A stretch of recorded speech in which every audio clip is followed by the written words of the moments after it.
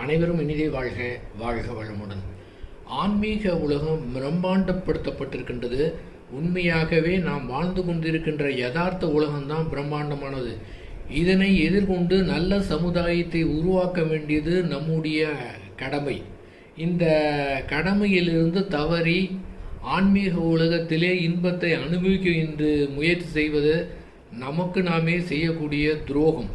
ஆன்மீகம் என்றால் என்ன என்பதை புரிந்து கொண்டு ஆன்மீகத்தை க்ளோஸ் பண்ணிட்டு புற செயல்களை ஈடுபட்டு இந்த சமுதாயத்தை மாற்றியமைத்ததற்கு உண்டான செயல்களை மிக சிறப்பாக செய்ய வேண்டும்.